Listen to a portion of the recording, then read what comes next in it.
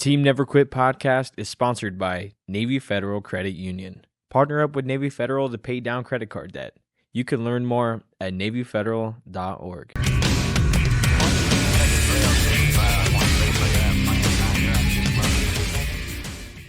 Canada. Yeah. Where in Canada were you born? I was born in Kitchener, Ontario, Canada, which is near Toronto, about an hour west of Toronto. Every Canadian I run into are just pleasant people. Is that like an overall thing, or do y'all have some bastards that run around out there that no one gets junk lit out? I think there's some jerks, but in fact, I was coming up. You found one? You know where one's at? No, there was I was speaking to a driver yesterday, and she's from Mexico, and I mentioned I'm from Canada. She's like, "Oh my God, that's my favorite place to visit. The people are so friendly," and yeah, I think the people are legitimate. I think we have good manners, and just know how to. But Texas has got that too, I think, right? Well, that's a big thing for Texans. Yeah. And I think that gets overlooked a lot is, man, manners go a long way. Yeah. But is manners because you were disciplined as a kid? At least to have good manners. Yeah. I wasn't, I got my spankings, but probably not for bad manners. But I feel like manners go hand in hand with discipline. Yeah. At least having a guideline of discipline. If you don't have any kind of discipline, the kid never has manners. Well, you're going to have a guideline. There's going to be a guideline put in that thing. Mm-hmm. Which one you want. Yeah. That's how you have to look at that. Especially in the beginning. I was watching something the other day. They were talking about AI. And one of the guys was talking about how much time and effort they got to put into training it. And then I heard somebody say the other day, do you take the time to teach your kids how to share? Like that's a skill set you have to teach somebody. Mm-hmm. I never thought about it like that. I thought that was kind of like but if you're going to break something down, you need to put as much time and effort into your kids as you do AI or anything that has to be trained. And breaking it down, you see those, it's like looking at a well-disciplined dog, like a canine, right? When they sit up straight and they're just kind of focused on, then you see the one that doesn't, you can tell. Everyone loves how sharp that looks. Right. When you see that. I think that's so people are fascinated with the military. Because when they close and then they come into ranks, when y'all see us do that, that's something. It changes everything. Like you can see us mill about, man, but when we sharp up in the ranks, that's a whole different ballgame. And then you guys carry that with you afterwards. Like right. In working with military guys, I've heard a few people come through because they come in groups and they've all picked each other out before they've even met. Like they've scoped it up. They know everybody that's been in the military just by eye in the room. And with our generation, it's really prevalent because the war we were fighting was against a ghost. So you actually had to look at everybody and understand how they walk. Like bad people walk a certain way, they'll act a certain way. So like we really have to study each other. Wow. It was by default that happened to us. That wasn't really part of our training. Some of us have got that training, but actually life did that to us. So when you're around us, that's right. Yeah. And we speak a different freaking language. I mean, we could sit there and have a conversation. The acronyms, man. Absolutely. Oh, we could sit there and have a conversation that everyone will understand, but we're actually talking to each other, saying something different. It's crazy. It's awesome. No, I don't understand the acronyms. It's nuts, right? The acronyms is crazy. I've picked up a few, but you get better with it, man. You can't help it. It's just like with anything else. It's like you'll be sitting next to us, and what normally happens and why you remember something is it'll be an event. It'll make you laugh. If you laugh at something when you correlate it with that verbiage, then that's how it gets set in. That's probably where most military terms come from. So did you have a big family in Canada? My parents are still married. That's a big deal. It is. Congratulations, right? And it's my mother's 70th birthday is coming up next week, and we're doing this won't air before I surprise mom in case you do see this soon, but my sister asked me, and her husband's going to do it, and she has 4 kids, and we're all going to record like little snippets of things, 70 things that we love about my mother, and they're going to edit it into one thing. Yeah. So one sister, and she now lives in Australia. She's married to a wonderful guy. It is a great country. Great place. Is he Australian? Yeah, he's Australian. They met while she was at Teachers College in Scotland. And now she has 4 kids, 3 girls and a boy. So you got Canada and Australia. That's a stretch, man. Y'all's family reunions. Y'all meet in the middle somewhere? Or what we go back to Canada or we go to Australia. My parents came down man. to visit me recently too, but haven't had the whole family down. That's a good Aw. time. I love Yeah. it down there. Yeah. Too far away to visit, but man. Yeah, it was a really good upbringing. It was a great place to grow up. It's a big city or country? It's a medium-sized suburb. Like town? Yeah, County? town. It's, I think it's Kitchener and Waterloo. I think while I was growing up, there was about 300,000 people total That's there. big. So Oh, that's pretty big. big. Yeah. Yeah. Right on. That's city. Yeah. My grandpa was country and he always called me a city boy. Yeah, the 300 grams. That's a city. Yeah. You have what's like sports teams and stuff? No major sports teams. The Kitchener Rangers was the hockey team. Hockey yeah. though, right? Yeah, Hockey yeah, out the yeah. wazoo. Yeah, Okay, hockey out the wazoo. I didn't play too much hockey. I was a swimmer. Sorry. It's freezing up Cold there, water dude. What the swimming. hell are you even talking about? In Indoor fact, one What of are you the, even talking about? one of I didn't the even know things- y'all had swimming up there. Are you even kidding me? one of the things I said about my mom in the video I shot is her getting me up at 5 a.m, freezing cold outside, colder than freezing, taking me to a pool so I could get in and do swim practice that I didn't want to do. An indoor she- pool, Oh, right? Yeah, well, an indoor the pool. water Okay. probably felt Yeah, good yeah. when you got in if it's freezing outside. I don't know, man. Yeah, you're right. No, No, never I did. don't There's think something it about did. having to take your clothes off, Oh, even if dude, you're it's inside freaking- when it's man. freaking cold I know. out. Hats off to know. the swimmers. I know. Like that sport in particular, getting up early like that just to go Yeah. get in that cold out. 'Cause it's always 72 degrees, which is not pleasant in the morning when you do. Yeah. Yeah. That's a hard path. It wasn't good. Not good. But I was pretty good. I was a pretty good swimmer. So I've always kind of gravitated towards water sports. I'm a not very good surfer, but always wanted to Really? learn how to surf and then learned how. Yeah. I just don't practice enough now. Well, that yeah. Yeah. I spent 4 months in Costa Rica in 2005. to They got a learn good break how. down there, Yeah, and it's warm. and it's warm. Yeah. How about that? Yeah. Same way with Hawaii, but they're just real particular about the breaks there. Yeah. Brothers and sisters, siblings. Yeah, one sister, The sister in two Australia. school years younger, almost 3 actual years younger. Incredible person. We're very good friends. Her whole family is amazing. Love them very much. Really kind of untraumatic childhood. Kudos to my parents. It was Which they do what? my dad is a mechanic who then he was a service manager at a Ford dealership and then owned his own shop. It was a fuel injection shop, KW Fuel Injection. So he was the boss of that shop and sold that. And it was a successful business.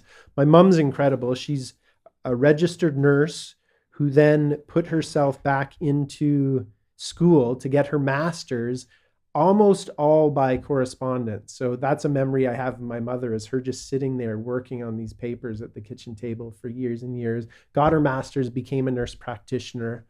Wow. Worked at the same hospital her whole life, retired, and now still works at that same Oh my hospital. gosh, Went back? At really? least a few days a week, because she's so valued and she needs the money to pay to bring families back and forth from Australia. Yeah. No kidding. Yeah. Right? Oh my god. No. For her to see her So do you tinker? grandkids. Do you know how to tinker on cars and stuff like that? Did you learn how to do that, or was that? It's funny. My dad is That's the only reason I asked, because Pops was. yeah, kinda- my dad's a mechanical genius. Like, he can fix everything. And I didn't pick up very much because Didn't get he that just one? did it. I held the flashlight, but I didn't pay attention. Yeah. You know?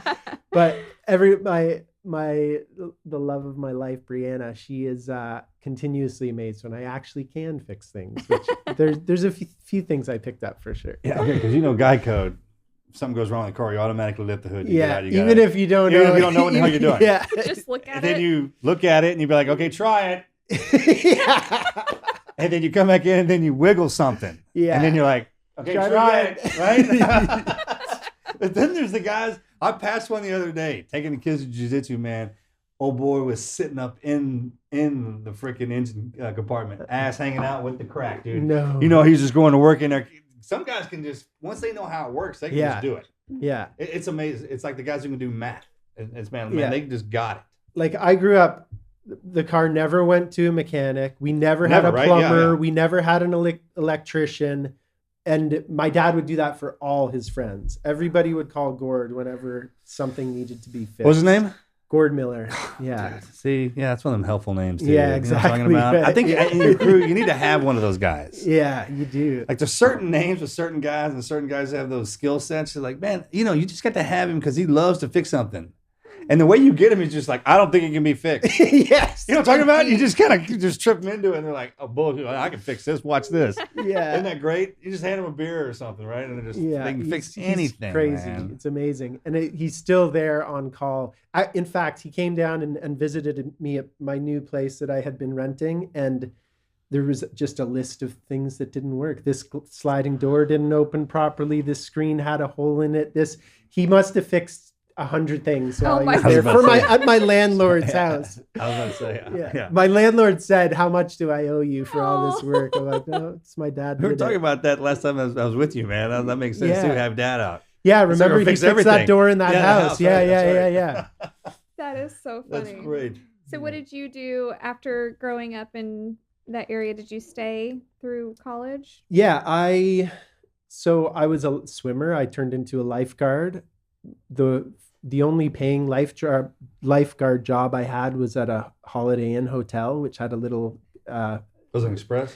No, it wasn't Express. It had that ad came out while I worked at Holiday Inn. Though we were all pretty proud of that. That's huge. Yeah. But that should go on a resume if you're a lifeguard at a Holiday Inn Express. I think they tore that Holiday Inn down now. But it had a little fitness center and pool. I never saved anybody. It was boring. I folded a lot of towels. But then once I graduated high school, I started working the front desk of that hotel. And then I didn't want to go to college or university right away anyway. And in Kitchener, where I grew up, there's a ski hill, 200 vertical feet called Chicopee, which is a tiny hill, but it taught me and everybody I know how to ski. So once we could, I had a girlfriend who worked on cruise ships. She got a job, I had a girlfriend. She got a job working on cruise ships. She left. I was 19 years old. I said, well, this is my chance to move west. So I've moved west to British Columbia and lived in Whistler, British Columbia, which is a ski town. Yeah, and sure is. I went and applied at the Holiday Inn there. And because I got the job and because I knew the systems, I was training people my first day. Oh, wow. So I quickly became a front desk manager. So I was a 19-year-old front desk manager of this hotel in this resort town, which got me, I was able to give away free rooms. Oh. So very powerful position. Very powerful. I feel like that's position. a little hidden TV show. that could would have be been a huge. TV show. Like what you possibly could have seen working behind the desk at a hotel. Yeah.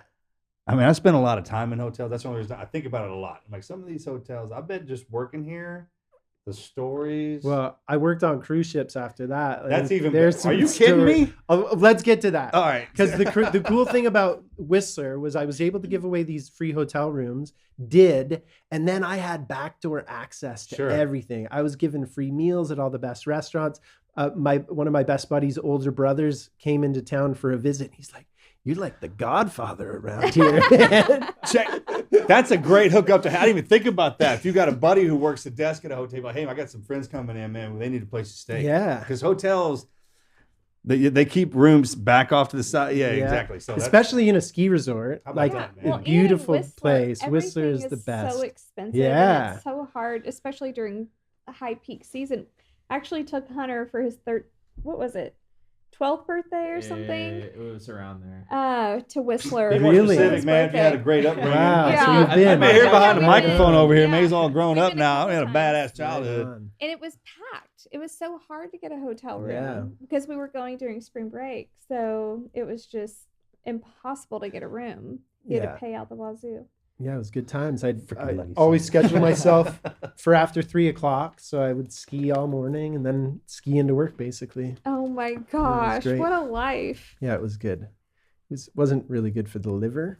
But it was I feel like at that age though, your liver is totally ready for that though. Yeah, I think it was it's fine. prepared for it at a Yeah. certain time for a certain endeavor in life there. Yeah. And then you went to a cruise ship. Well, then in 2001, I got a job in Vancouver opening a hotel, a Hilton hotel.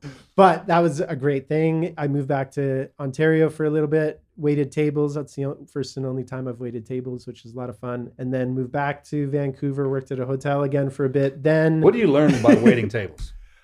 I learned there that I never have to worry about what I'm going to do in life because I could always fall back to waiting tables and love it. Because you can make great money. Hotels already taught me a lot about customer service. I heard people swear about it at a certain age, and they'll tell people. So yeah, what is it? You learn something. There's something there, right? It's a fallback. Yeah, it's great money. You're in and out.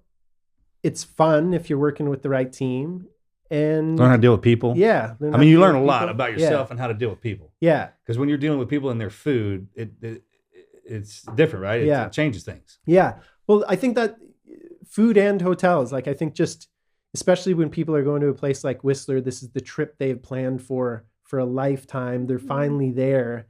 The gift of being able to make somebody happy and be a good host in whatever situation, I think that's kind of like a secret thing that has led to my success, even in the way I met you guys. Sure. Like, and being a cruise director. It carries a lot of weight. Ships, like just being able to host somebody, make them feel comfortable in your space, make them feel super important. You can tell. Yeah. There's actually something great skill to set. that because a lot of people don't know how to host. No. And even people that work in hotels, because of Marcus's work, we've gone to, I can't even count how many hotels.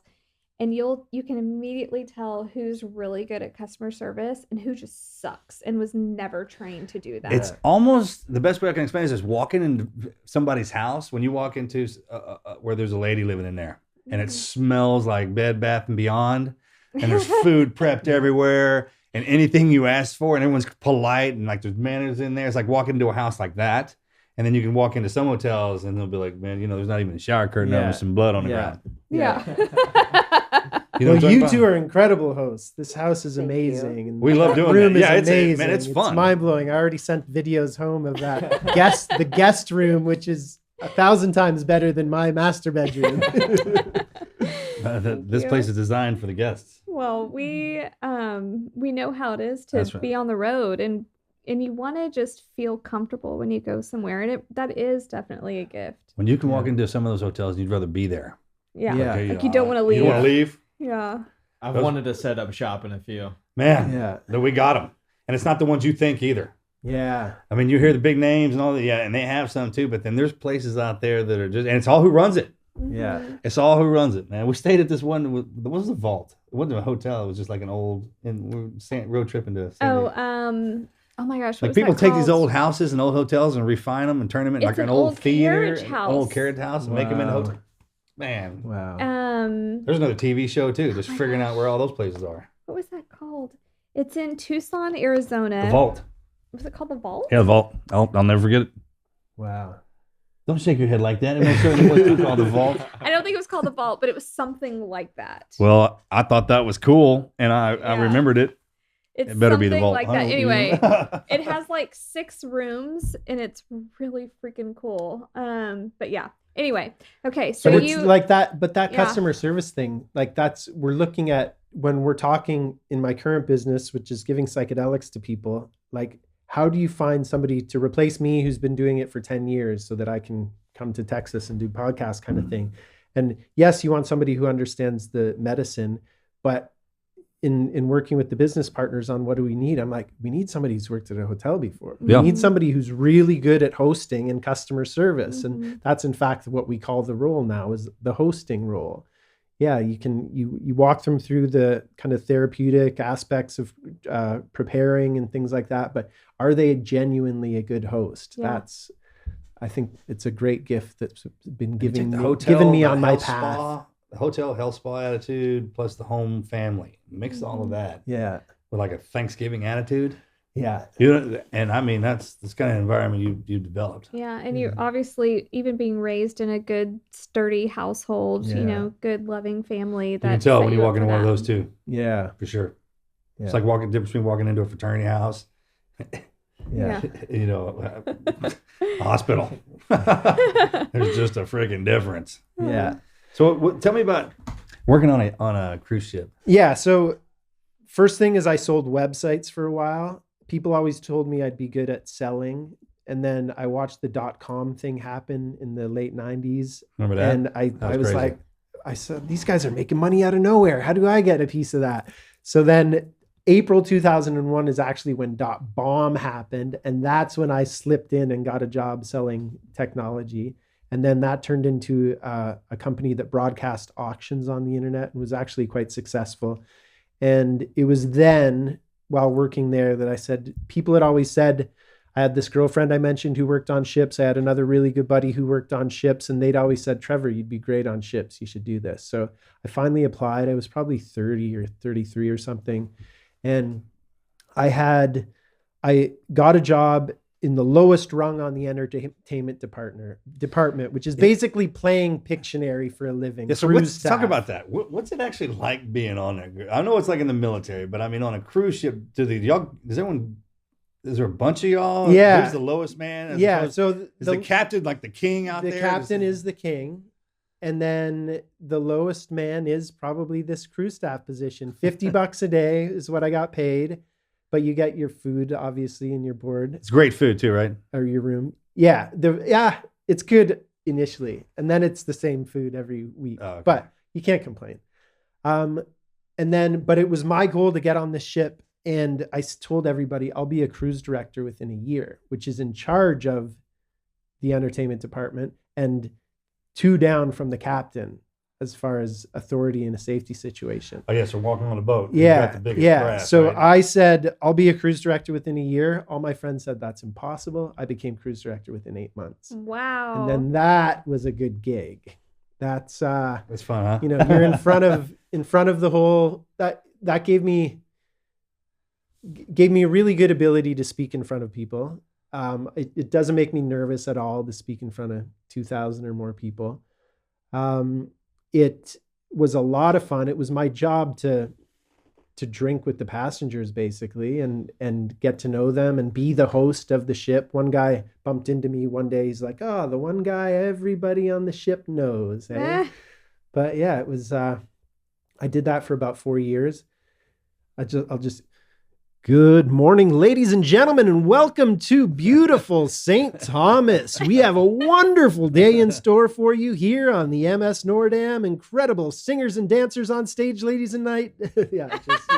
So does that come over like the one MC when they was in the rooms and stuff like that? Yeah, that was me. So funny. What cruise line was it? I started with Holland America Line and then did a stint on Princess too. Nice. Yeah. And it's its own little culture too, right? It's There are people who... So talking about doing a TV show or something, there was actually, I heard a production company came on board and wanted to do a reality TV show about working on cruise ships.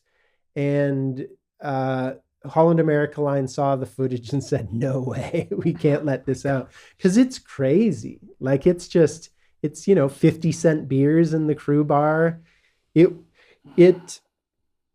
I don't drink anymore. And part of it is because of the way I drank on cruise ships, I think. Like the first day I got on the ship, they put me to work right away, hosting events and stuff. Then they said, get into your night gear, got into my jacket, meet me in the cruise director's office. And then he said, all right, now we're going to go to the officer's bar.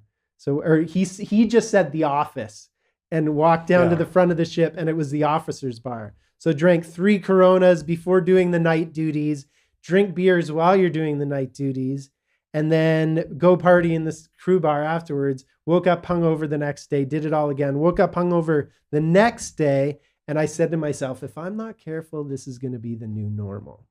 And sure enough, that hungover feeling was just the new normal for 4 months at a time. No days off, always going, but a lot of fun. I feel like there's certain jobs out there at certain ages that you get into just for if you skipped college. Yeah. There's something out there. Yeah. So did you and your girlfriend stay together? I met that girlfriend. No, we're still friends. But I met the woman who I married, who became my only first wife so far. Keep it that way. Yeah. Trust me, you want to my say only wife so yeah. far. I'm with Brianna now. Becky was a singer on cruise ships. We're still incredible friends. We actually threw a happy divorce party. Oh my gosh. When we went our own separate ways. Well, there you go. She actually I've never heard of that. But she actually came for an Ibogaine treatment not too long ago. Oh wow. Yeah, and it was beautiful having her.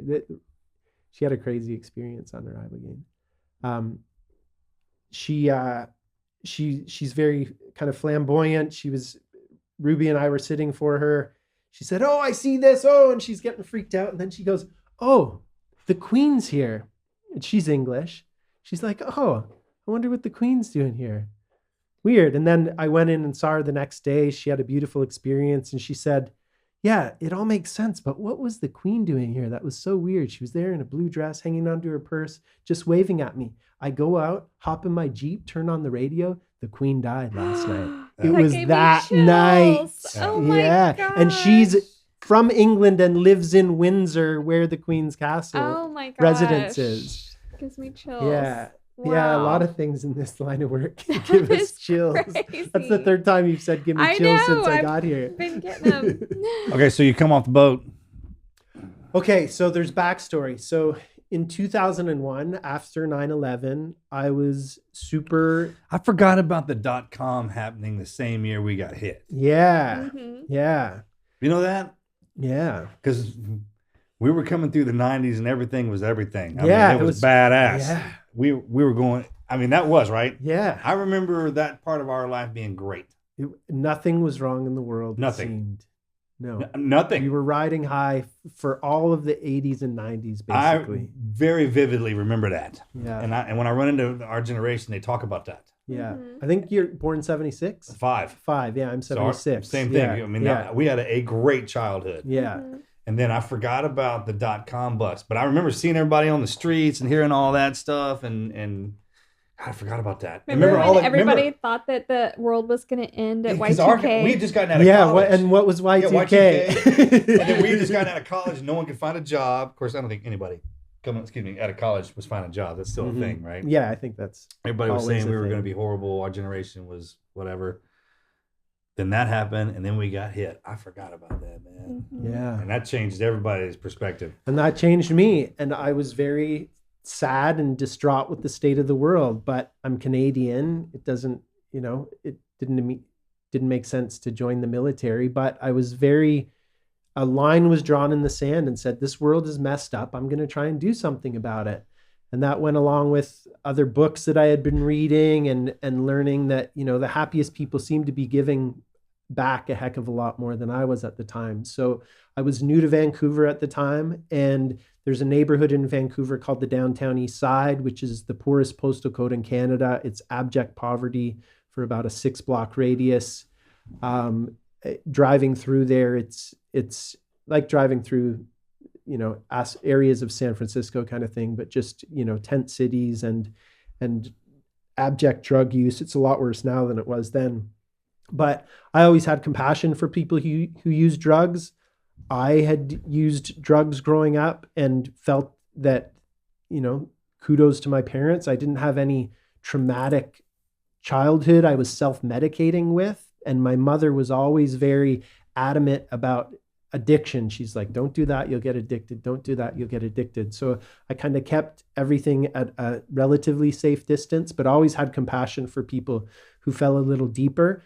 And I just started looking at how I might be able to help that neighborhood and how I could give back. So I volunteered down there a little bit, but essentially it turned into about a 10-year project where I just went down when I could.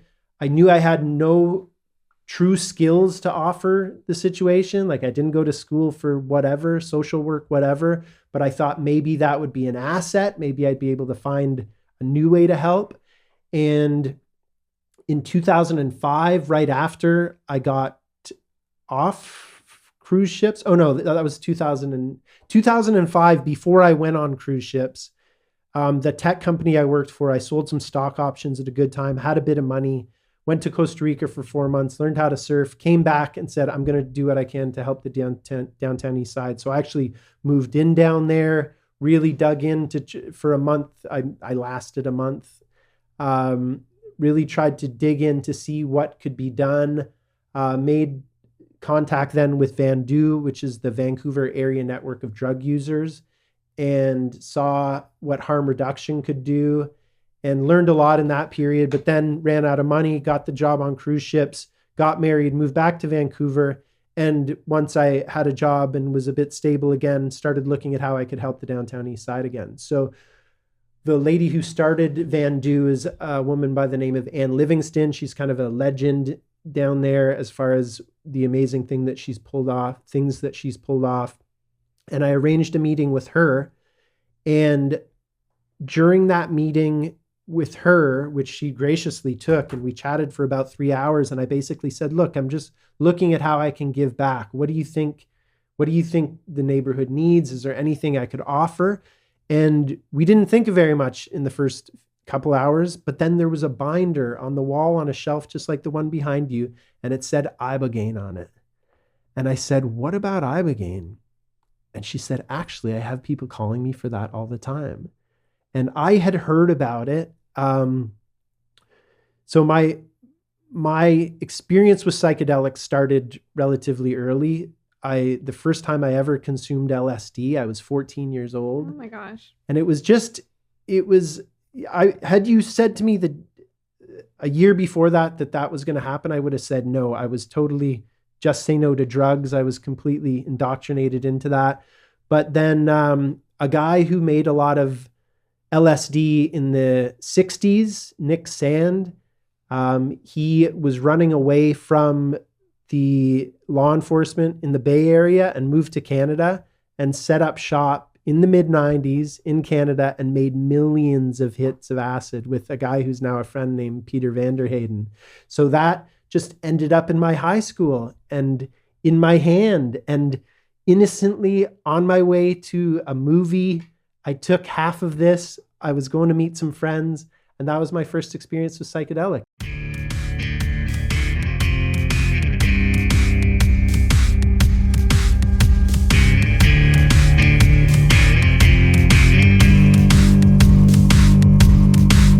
You want to know the easiest way to get premium quality meat? The answer is ButcherBox. They offer the same prices, if not better, than your local grocery stores, but they deliver straight to your doorstep for no additional cost. They also provide recipe inspiration, tips, and tricks along with each shipment so you can whip up the tastiest meals right in your kitchen. I love how convenient ButcherBox is. I've even got a curated box filled with all kinds of meats and seafood shipped to my house every 6 weeks. And you can customize this box however you'd like. Join the thousands of satisfied customers who trust ButcherBox every single day. And whether you're a grill master or a slow cooker fanatic, they have everything you need to create mouth-watering meals that'll leave your taste buds begging for more. ButcherBox has given us a very special deal.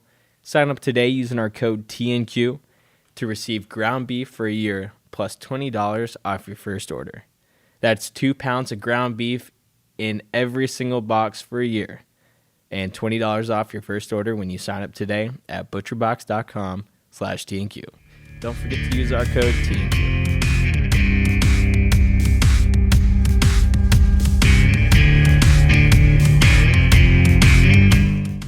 I had no idea. What was that even like? It was just kind of fun and nice. And the word I would use now that wouldn't have been available to me then is enlightening. Like, it just felt as though I had no idea that there was a therapeutic component to psychedelics then, but just not to interrupt you, but you said something to me earlier. What does psychedelic mean? Psychedelic means, so psyche, if you look in the Oxford English Dictionary, the first definition is soul. The next definition is mind. So we know the word psyche. And then delic comes from the Greek delos, which means to manifest. So psychedelic actually means soul or mind manifesting. That's something like a mental exercise. Which is exactly what it does, right? Yeah. It's a perfect word for it. It's got a lot of baggage. You know what it means. It's got a lot of baggage. That's right. But it's a perfect word for it. Yeah. And we're kind of in a time in our country right now where a lot of words have a lot of baggage. Yeah. And I never understood what that meant. Yeah. Right? Until you're attached to one. Yeah, right. And because when people say it and they start talking, I was like, man, there are things down here you can take to go have a fun time and do all that. Yeah. Some of their stuff is not. Yeah. Well, in this new psychedelic renaissance, there are some people who were very much responsible for that renaissance. And one of them is Rick Doblin, who's a friend of mine. He started MAPS, the Multidisciplinary Association of Psychedelic Studies. I served on the board of directors for MAPS Canada. But in hearing stories from him, I think it was, but there were a bunch of them who were advancing psychedelics, and they actually had the conversation, like, what word should we use? And they knew that psychedelic had a lot of baggage, but they went back to it and they said, it's actually the best word. We just need to rebrand it. And that's what's happening now. So I experienced LSD at that age and didn't know about the potential therapeutic effects. But I remember saying to my buddies when we were taking it one day, I'm like, this is what adults have forgotten that has made the world so screwed up. So even though I didn't know about the therapeutic potential was coming through nonetheless. You know? Did your friends take it too? Yeah. Did they have it? Yeah, that was my first time. And then there was just a bunch of it after that for a little while. And then it tapered off and we didn't anymore. But there were a couple of summers there, one summer in particular that was a lot of fun. Did anybody have any bad trips with it? You know, you can get into those kind of fearful feedback loops at certain points, but especially if you're around a lot of friends who love you, you can kind of pull somebody through that. You know, as I would say today within the context I work with psychedelics that, you know, there isn't really a bad trip. There's challenging situations, and can you learn from them? And what do they have to teach you? That's what it all is. Yeah. That's another one of those things. It's when people don't know how to explain something. They'll throw a term on it that kind of suits it. But in reality, man, the way I explain something, the way you're completely different. Yeah. You know what I'm talking about? Like sometimes we'll be sitting there listening and I was like, I hear what you're saying. And I even get it. I wouldn't explain it like that, but I completely understand what you're saying. And when with some of the deal, just the way that people come out of that. Mm-hmm. And then when you hear people say, like, when someone tells you they've been to hell on that stuff, and you know because you've been there, you're like, oh, I know what that is. It's terrifying. It's true. Yeah, right, it is, yeah. Yeah. But then you definitely pull something out of it. Yeah, That's I've learned. I was telling you guys before. I've done ayahuasca a dozen times. 10 of those were the hell experience, and then I finally got the lesson. You know, but there was a lesson. I'd call every single one of those a bad trip. You know, it wasn't enjoyable at all. But then there was a golden nugget inside of all of it. So when you saw the sign that said Ibogaine, did you know what that was, or Iboga? That's the first. I just got a question. Is that the first time you had ever seen the word or heard about it? No. So exposure when I was super young to psychedelics, moved to Whistler. I think in Whistler we had mushrooms sometimes. Moved to Vancouver. Another incredible coincidence. I was an Aussie buddy was visiting Vancouver. We watched Fear and Loathing in Las Vegas. I happened to mention to him, I haven't had psychedelics in a while. It'd be cool to find some. The very next day, I'm walking down Commercial Drive in Vancouver, and there's a shop across the street called the Urban Shaman. And I'm like, there's no way. I know what shamans do. They wouldn't have anything like that in there, would they? And sure enough, they sold a bunch of legal entheogens, like Salvia divinorum is the one I tried that day. But then I hung out at that shop. It had an area with a beanbag chair.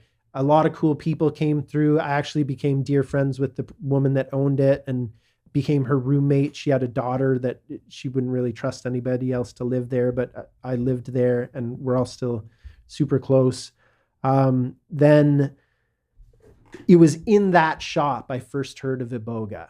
And I heard of Iboga, this African psychedelic that I was poor at the time. It cost $500 for a dose and put you on a 24-hour long journey. I'm like, no way, I'm never trying that stuff, ironically. And I heard had heard that it's good for drug addiction then, heard that it was good at getting people off heroin, but it didn't really click. And then when I was sitting there in that room and I saw Ibogaine on the wall, like, what about Ibogaine? Because one of the biggest problems in the downtown east side is people using opiates and getting physically addicted to opiates. And she said, yeah, I'm getting calls all the time for it, because there had been Ibogaine was legal in Canada when I started working with it. And there had been another Ibogaine provider who had shut down, but the website was still up and said, if people are looking for information, you might want to call Anne.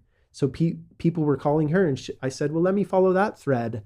And then anytime she got a call from that point forward, she would forward it to me. And I gave it to a couple of people right out of the gate. This is crazy to talk about. The first person I ever gave Ibogaine to was a 72-year-old man who wanted to quit smoking. Oh my gosh. And then that same night, his 69-year-old partner, who was the one who actually called and was seeking it. And Ibogaine's potentially dangerous. That's why it's kind of the dark horse of the psychedelic world. Potentially. Yeah. And I'm just super lucky nobody got hurt. And I saw really quickly I didn't know what I was doing. So the phone still rang, but I basically said, you need to go to Mexico. If you are going to do it on your own, here's what little I know, and tread carefully. And then Did the guy stop smoking? I think he did, yeah. Did it scare the shit out of him? It scared the shit out of him. Oh I didn't my give him gosh. enough medicine. He was moving around like it was. Oh my god. He was moving around and in this dream world between worlds. And the crazy thing is, it seemed to be going nice and smooth. And then this woman was like, oh, well, maybe I'll just do it then. Oh my gosh. So I gave it to both of them. And then he started moving. And then I'm like, ah. Oh, no. But after years of seeking for purpose, I remember we rented this crappy little hotel room in Vancouver to do it. But I remember just as things got launched, I stepped out onto the balcony overlooking Vancouver, and I had this is what I'm supposed to be doing. Like, it was so clear. Like, the medicine spoke to me. I hadn't even done it yet. That's the other crazy thing. Like, these are cardinal sins in the psychedelic world. Is don't give people medicine unless you've done it, especially Ibogaine. But then in 2012, I got a call from Ann Livingston, that same woman, and she said, hey, did you know there's an Ibogaine providers conference in town? And I didn't know. And she said, well, I put your name on the list as a provider. You should go down. So that is where I met Jonathan Dickinson, who was organizing that conference. And he's now my current business partner in what we're doing now. But I bought a t-shirt from him. I've still got that t-shirt. And I met a whole bunch of people who did know what they were doing with Ibogaine. And one of those guys became my business partner in my first business, giving Ibogaine, Liberty Root Therapy Limited. He had been to Mexico and apprenticed with people on how to give the medicine. And it was very clear that he wanted to work with the medicine. I wasn't so sure because of the experiences I had, but I said, when the phone rings the next time, let's see what we can do. So the phone rang. It was a father calling on behalf of his 28-year-old and 32-year-old sons, both addicted to heroin, and the 28-year-old's girlfriend. And we treated the 28-year-olds one weekend, and then the 32-year-old a couple weekends later. It went really well. We looked at each other. We said, there's obviously a need for this. And we found a house and dedicated it towards giving people Ibogaine to help them get off opiates. Ibogaine is the only substance we know of that you can take somebody who is in physical opiate withdrawal. So getting addicted to opiates is not like getting addicted to other substances. A lot of other substances, there's just a psychological addiction. With opiates, it's actually a physical addiction. So as you take opiates in, your own ability to produce endorphins, which is our natural opiates, that gets shut down. So if you don't take the opiate, then you don't have the painkiller in you. And there's a pain to gravity, that we don't notice because we all have endorphins taking away that pain. That's the best way I've ever heard it explained. Mm-hmm. Yeah, like life is painful. Life is painful. Yeah. As soon as you're born in here, there is a pressure. Yeah. And then you put weight on. Yes. You literally put weight on you, right? So there is that too. And no one ever explains that part, is the opioids being jerked that away. Yeah. So you're walking Your out body there- doesn't produce the endogenous opiates anymore. And then if you don't get those opiates from outside again, all of a sudden you feel the pain of gravity again. And it's painful. And it comes with flu-like symptoms and It's just the worst. Yeah. Is that what like people would describe fibromyalgia or something like that? Like a constant chronic pain that's really not for a specific reason? Maybe. Ibogaine's good for fibromyalgia, Okay. but I don't know. Like I hear just like the worst flu you've ever had. Mm. It's the worst. Yeah. Coming Oh, off of it's the opiates? worst. Yeah. Oh. Coming off of opiates. After Yeah. surgery, and then you have to get on those, and you got to quit. I mean, it's like it's having the flu, and then the shakes and the tremors, and there's these little aches and pains, and it's And the depression. yeah, and there's a roller coaster ride of all that, and it's a nonstop, Yeah. nausea, and man, it's the worst. So for Ibogaine days. was really discovered in the Western world. The ability to get people off opiates was a gentleman by the name of Howard Lotsoff in 1962 in New York City. He was addicted to heroin. He was having lunch with a chemist friend who said, "Hey, you should try this Ibogaine stuff. I've had it in my freezer for a while." Gave it to him. He tried it. He had no idea what he was getting in for. Basically went on this horrific 24-hour journey, came out the other end, said, "Wow, I'm never going to try that again." But then all of a sudden noticed this peace within him. And he realized, wow, I haven't wanted heroin the whole time I've been on this, nor do I want it now. So that's when its anti-addictive properties were discovered. So that primarily what we did in Vancouver was treat people for opioid use disorder. We treated a few vets through that time as well. But we treated about 200 people from 2012 through until 2017. And then Health Canada changed the regulatory status of Ibogaine in Canada. So I wasn't able to legally work with it there. Why would they Since- change it if it was helping people? So it was actually wise because Ibogaine, the reason I was able to legally work with it is it was, and there was still a bit of gray area I was navigating for sure. But the reason it was, I was able to is because it was listed as a natural health product. And like vitamin C is a natural health product, ginkgo biloba, and a natural health product shouldn't be potentially dangerous. And Ibogaine is. So well, enough of it, kid. Just like vitamin C and aspirin. O2, yeah, I guess those could be too, right? it all, Yeah. everything. But I Health think Canada, life is designed to kill us. it is. Yeah. Well, the only true cause of death is birth. You know? Boom, right Yeah. there. You're learning how to live. What you actually Yeah. coming in here to die. Yeah, exactly. Or actually, we start dying the minute you're born. Yeah. So this is where you haven't experienced death. It's Yeah. just kind of stretched out. How about that? Yeah. Let's do it that way. Yeah.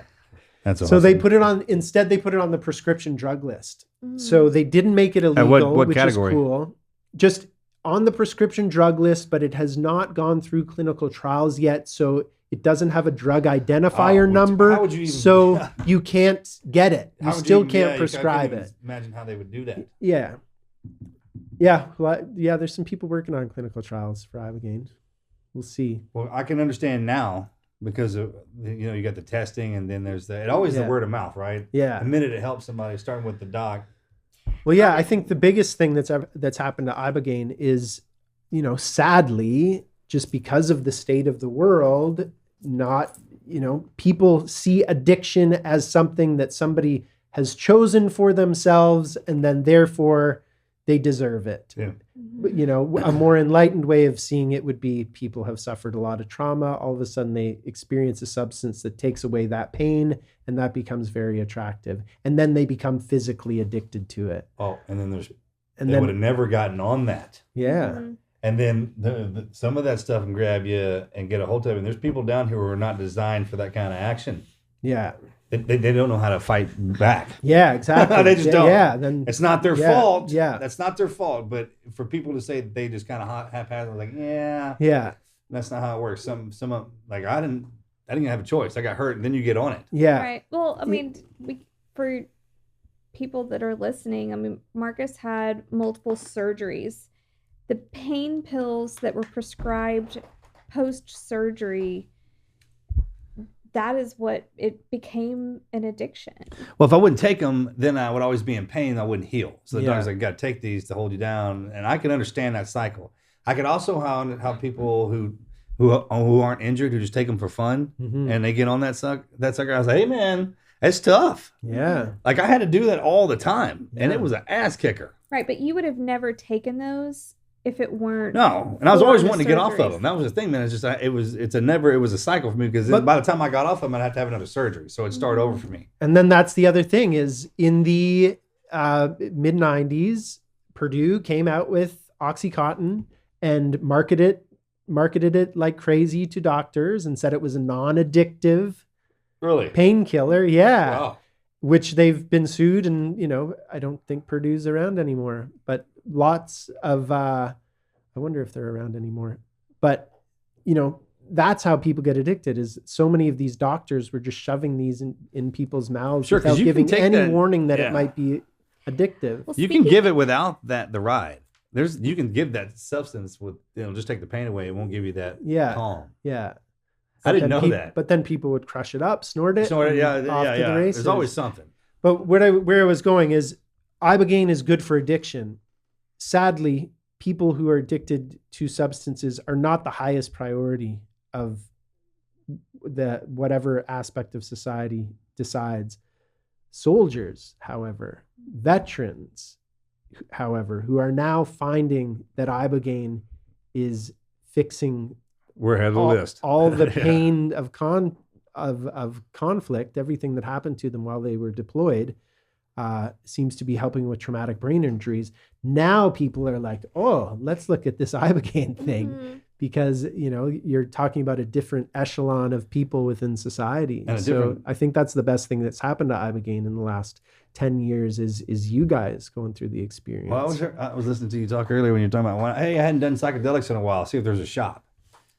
In my mind, it's like, hey, I hadn't had a brain surgery in a while. Let's see if there's a doctor around. Man, it's Yeah. that kind of severity Yeah. to me. Yeah. But what we're talking about in the levels of, there are medicines out here that are designed for you to have a good time on, your wine and spirits and everything like that. And then there's medicines down here that are to fix you. Yeah, Yeah. I wouldn't personally. I would never call Ibogaine a drug. Mhm. It is I a don't even know medicine, word Yeah. put on that, man. and because I'm not pro drug at all. I've never have been. I'm definitely one of the say no to drug kids, Mhm. and I don't understand it. But medicine, I understand.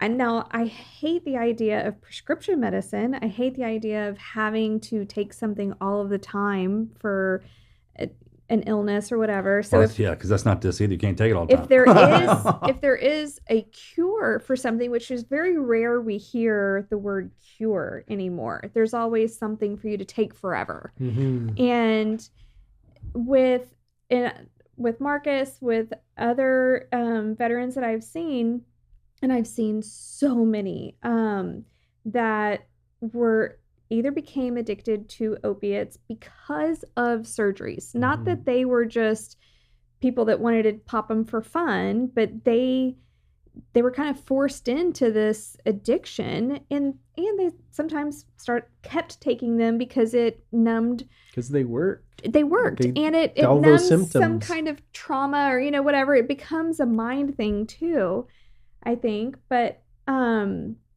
this medicine gets them off of it, and they never would have take them. It's like, pills hey, this again. is God was the pharmacist on this, and he's like, hey, I'm not here to get you strung out on something. I'm here to cure you, fix you, and get your hick on the way. Take that, and boom. I Yeah. mean, he did it like that. Yeah. What's so fascinating to me, though, is it's not just for veterans and not just for addicts. This can actually help other people, like young ladies that have been raped, that have had some sort of traumatic experience, or young men. I mean, it doesn't have to, we don't have to put a gender on this. There are men and women that have had traumatic experiences in their life that it might not be an opiate addiction or alcoholism, but they have some crutch, whether it's an eating disorder or there's something that they make up for having experienced trauma. And Ibogaine can help that. Yeah. That's incredible to me. And why aren't we talking about it more as a society? And I heard it on the news. I was telling you earlier, last night, they were talking about Aaron Rodgers, and they kind of like laughed at him going to seek healing in Costa Rica and called it this ceremony where you puke or whatever. Yes, you might puke, but it's healing him. we're talking about something that's life-changing, and that is not only life-changing but healing. It's making someone better. Yeah. You know, when you get sick and you throw up, you're not getting sick, you're getting better. Yeah. That's what the throwing up part is. The Yeah. fever and throwing up, you're actually getting better. Yeah. The Getting sick part was well. right before that. Yeah. Yeah.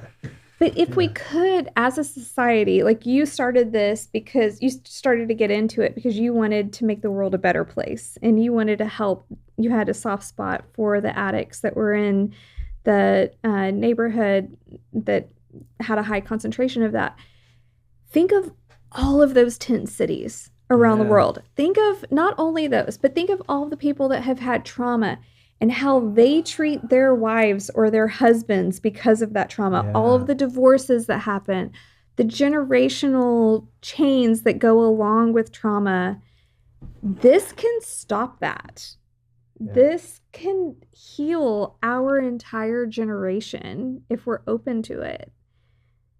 Yeah. That's pretty powerful. Yeah. It has this amazing quality of reset. Like, it's like people who suffer trauma and have those post-traumatic stress symptoms, Mm-hmm.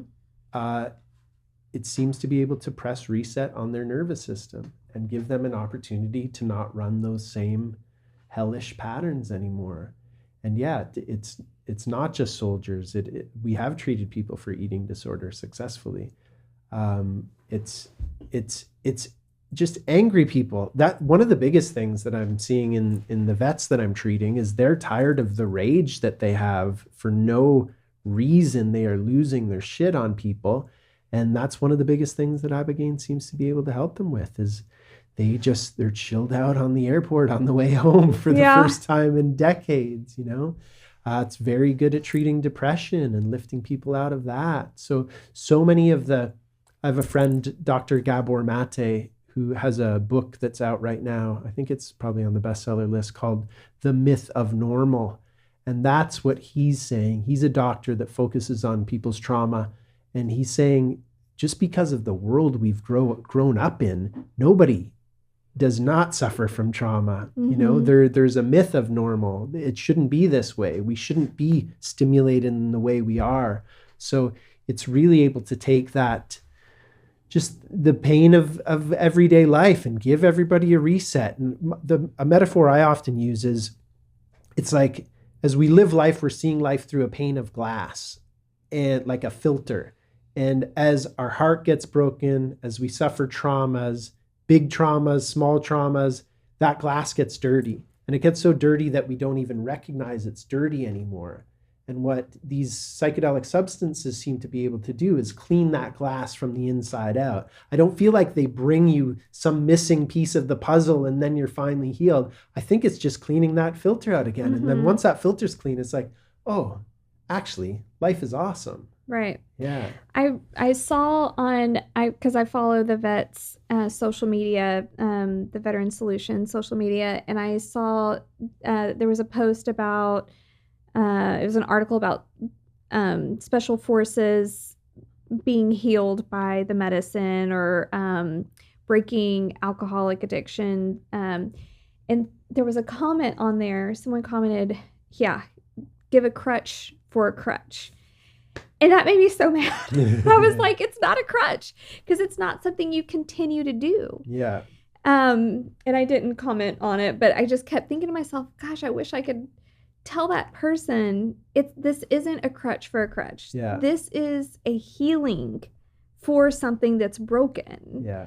And I don't know. I feel like so many people need to hear that. This isn't a drug for a drug, or one drug to get rid of another. This is a medicine to stop a pattern that's going downhill. Yeah.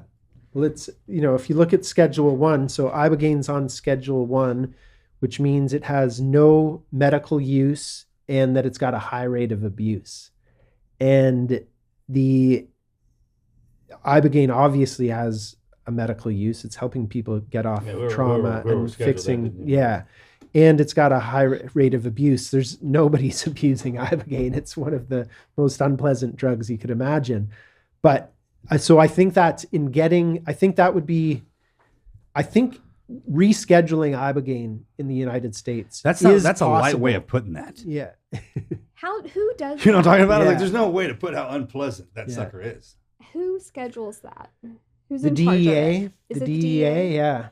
I think you have a brother that might be able to start working Dude, yeah, I towards gotta call some something of like them up, that. man. I'm like, hey guys, Yeah. you know, it's big. Like You know what happens? that would They just labeled be that a because good they're- step forward. Is it doesn't need to be in Schedule 1, which makes it really hard to research it. That's the biggest pain in the ass. Is it just makes it super hard and lots of red tape in order to research Ibogaine properly. But if you change the scheduling, which shouldn't be that hard and only makes sense because it's not scheduled properly.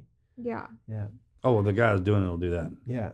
I mean, if we're talking about it in the open, then you know we've got a crew through. Yeah. Exactly. Period. That's Yeah. how that happens. Speaking of a crew through, would you share some of your experience on the medicine? Could you give us a bit of a before and after or something like that? Because I know you haven't Balance. spoken So I publicly about it No, before. I don't. But yeah, but it's- you've got really one of the most amazing experiences with Ibogaine I've ever heard of. So I think it'd be very how about that, huh? valuable to give to the people. My whole life I've studied the martial arts and kind of searched for wisdom and balance and balance. You know, the yin and yang and everything that we do. And it gives me these tidbits. It's like every day you get them, I'm going to sharpen one of your virtues and one of your vanities. I'm going to clash those together like you can't believe. And the older you get, I'm going to throw them at you in different weapons and forms to make that happen. And I'm going to take you so far on one side to where I almost break. And then it'll put me back on the other side to where it'll be a polished side. It's like sharpening something. It's like a piece of steel. It's like I'm on the grinder sometimes and sparks are flying and I'm feeling it. And then there's other times when it pulls me off and it'll cool me off, put me in that water. And they'll hit me back up and then I'll get beaten. And I can't figure out what's happening sometimes, right? And I go to that. It taught me so much about my breathing, just to get through this. Just like when we talk, it's a teacher. Mm-hmm. And ultimately what you're searching for in life is balance. Some kind of balance to walk through this thing that we're in, right? And it always made me say that don't ask me, ask the ones around me. Let them tell you about me and what it's done. And because I don't like to speak for it. Isn't that weird how I talk when it's around it? I mean, because it's terrifying. Yeah. That sucker got a hold of me. I didn't know what I was getting myself Yeah. into. But would you describe like the timeline of the night, like when you from the time you took Oh. the pill, like what that was actual, what the experience Anybody seen The Matrix? was Yeah, like? we've all seen it. When they plug into that. Yeah. When he sits down in front of that mirror and I put my fingers in front of the mirror and then it sucked you through there. Who was it someone I was sitting with says, like, imagine sucking through a keyhole backwards. There's so many analogies. That's the best. It gives you, it's like each person that goes through it, it gives you one to tell everybody. Like, hey, Yeah. say this. Yeah. Because when you say it, it resonates with me. I mean, like it just kind of does, right? And when I went in there, I'd never done any drugs or anything like that to where it would separate all three of my mind, body, and spirit to go to work on me. And if you don't know that that's happening, it can be weird. Mm-hmm. And weird is the only word I got. But then it's individual. Like I'm a fighter, so it had to grip my attention. And and the way you do that is to whip my ass real bad. And it did that to me. And so it got my respect and my attention.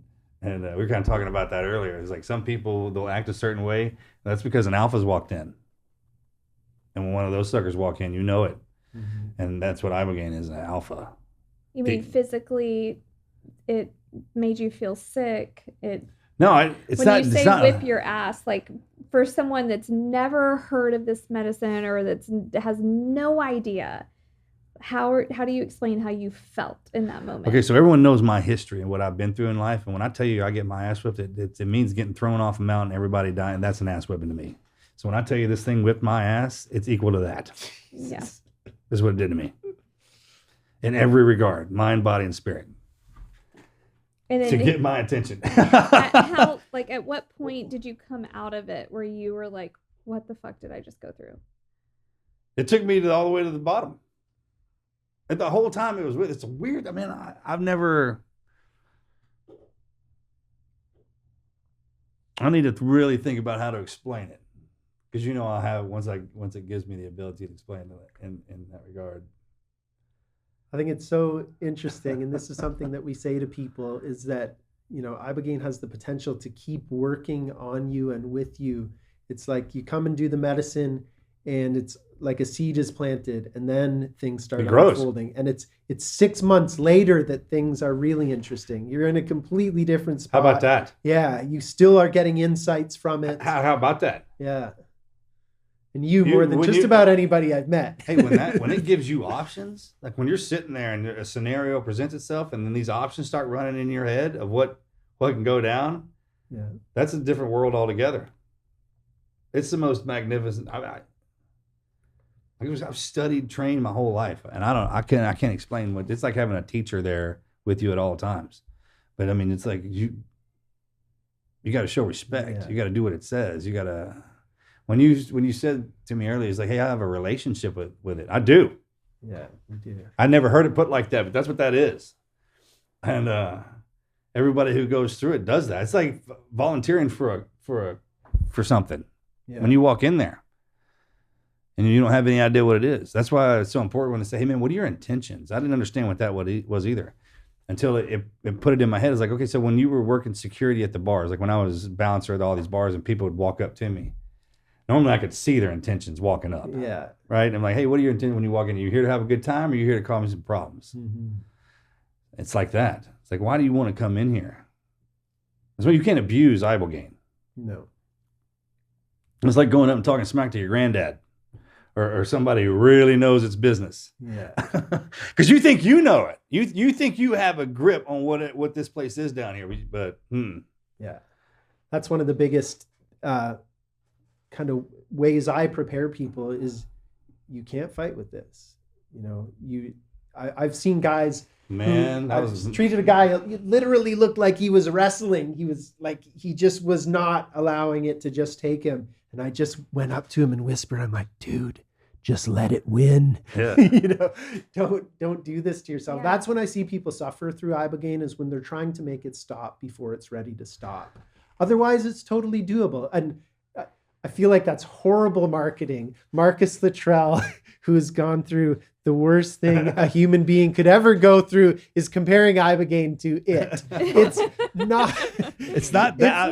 It's not. It's for, different. It's for each individual. Each individual. Yeah. Each individual has their own experience. But for someone who has no idea what any of this kind of talk means, when you're going through this, it's what, like a 14-hour, 24-hour about the battle. first 12 hours is kind of where the bells and whistles are. If you're going to have visions, which not everybody does, but everybody does generally see some kind of benefit. But it's kind of the first 12 hours where the bells and whistles are. And the next 12 hours kind of thing, you're just as tired as you've ever been, but you can't fall asleep. So you're physically laying down this entire time. Yeah, for about 24 hours. Okay, so you're taking it like a pill. You're taking a pill at sundown or so the way we work is we bring people down, we get everybody, groups of up to 5 people generally for this protocol. It's different if we're detoxing somebody off drugs,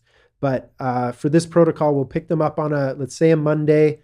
We do a traditional Mexican sweat lodge that day, a temazcal, which is a great way to kick off the week. It's how warriors in that tradition would prepare for battle. So I say there's 3 peaks this week. The first peak is the temazcal. Then the next day, there's some breath work in the morning. It's great to connect with your breath before you do Ibogaine. Some group work to prepare. We've got an on-site therapist. I'm generally there as well. And then some food, kind of your last meal before the Ibogaine at lunchtime, some massage therapy in the afternoon. Then we start working with the medicine around 8 o'clock that night. And it is with pills. You don't feel it right away. It takes anywhere from an hour to 3 or 4 hours to really kick in. And we've got an incredible medical staff that's on duty. So this is, as we've mentioned, it's potentially dangerous. So you get screened medically before you come in.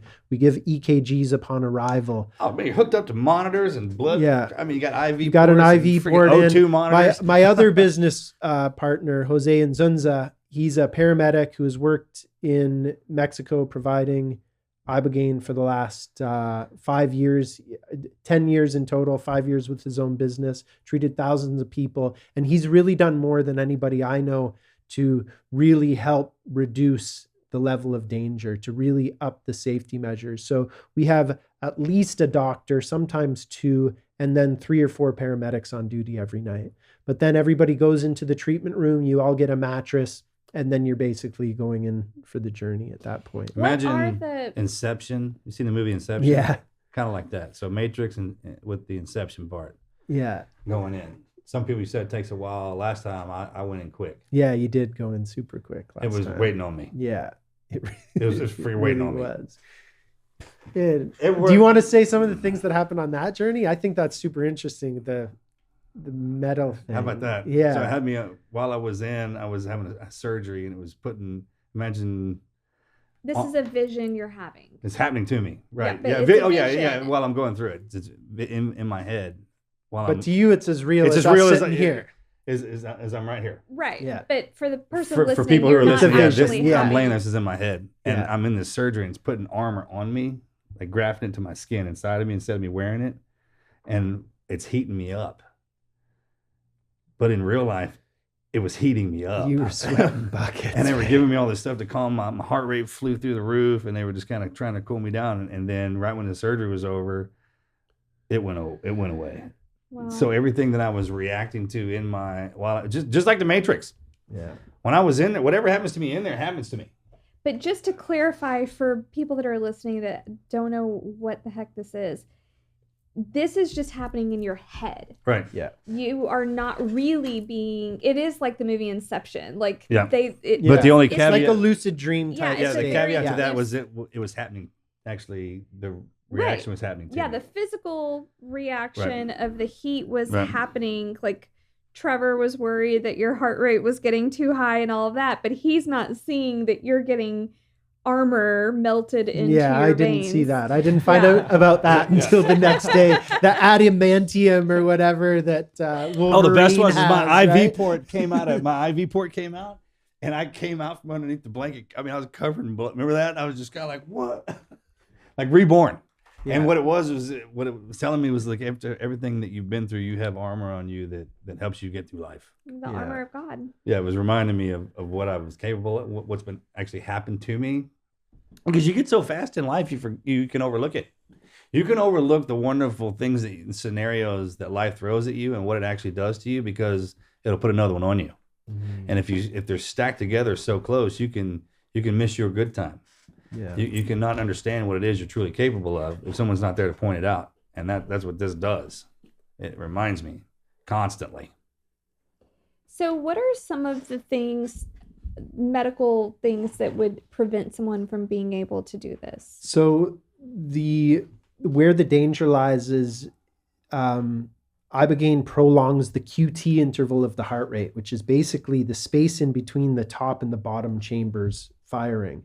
So lots of medications prolong the QT interval. Like you could pull it up on the internet and there's hundreds of Sure. medications. So if you already have a prolonged QT interval, that's mostly what we're looking out for. Because to prolong a QT of an already prolonged QT interval, that's where danger comes in. So that's why we're doing all the check with the heart. There's other, we're looking for general health. Anybody that's generally healthy and then doesn't have a prolonged QT interval can generally receive Ibogaine. But then there's contraindications with medications. So people need to come Sure, off that's the psych biggest- that has to meds. be the That's a biggest big one. Because I don't think it's almost like when guys who drink.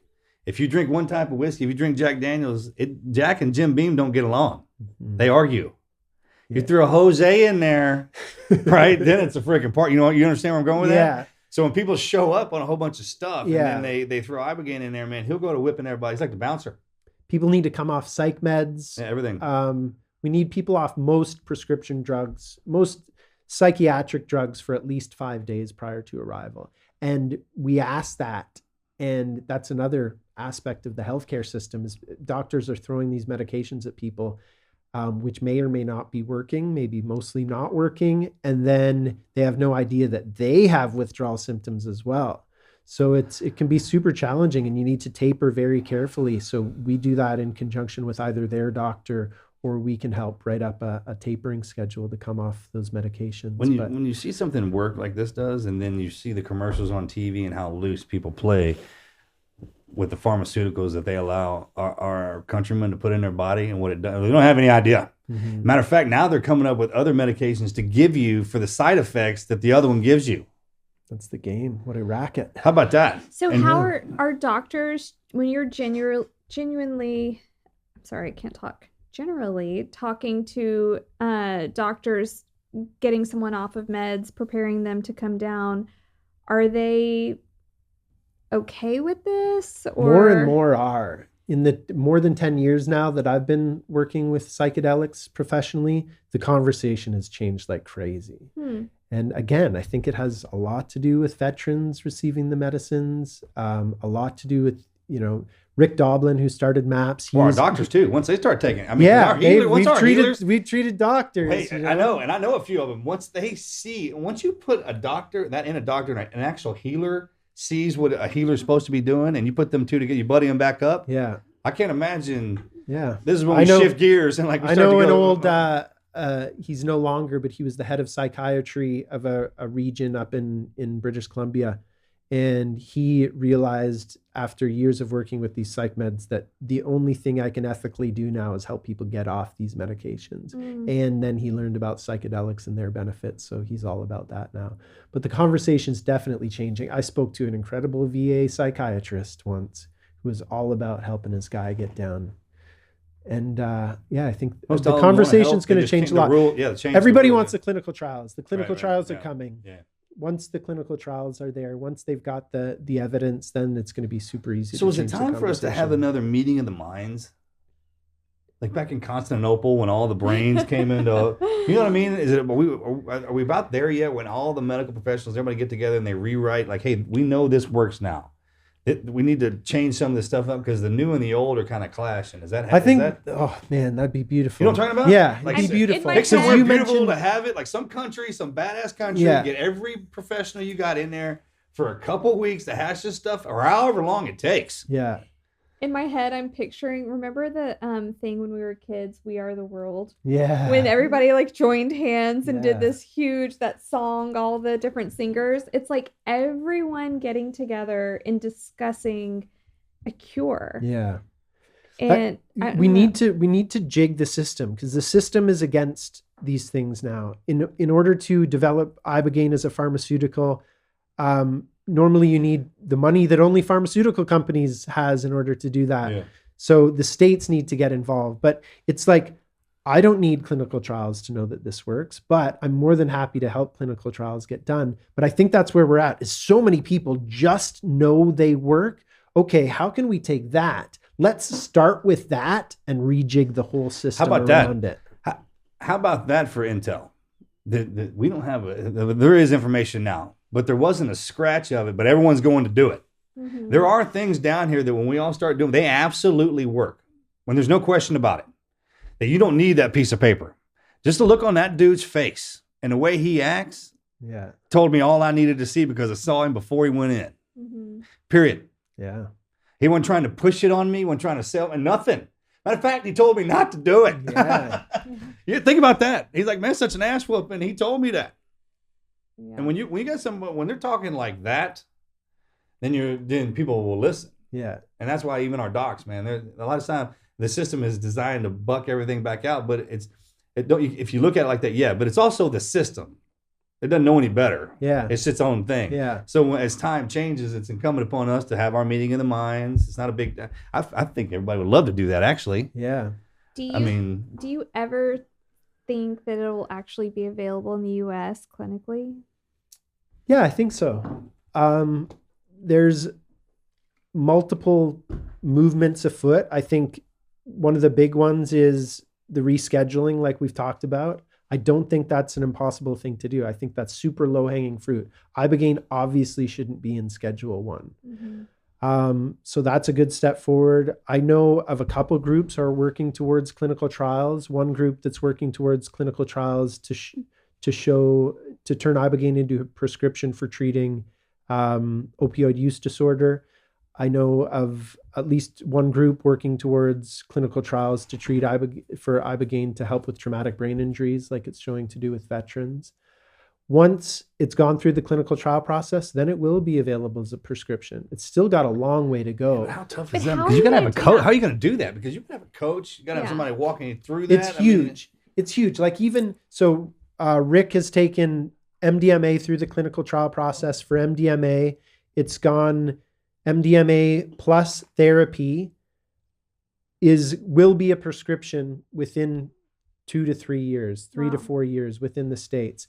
But that alone, that's got therapy before the first dose, then the first dose, then therapy after the first dose, then a second dose, then more therapy. So it's going to be at least, I've heard, $15,000 to $20,000 for that, which is still a bargain if you're actually fixing somebody's PTSD and they don't have to stay on antidepressants for the rest of their life or Yeah. whatever. People can't afford But that. Ibogaine's that times at least 10. Oh, sure. right? Yeah, no, right. Yeah. 10. Yeah.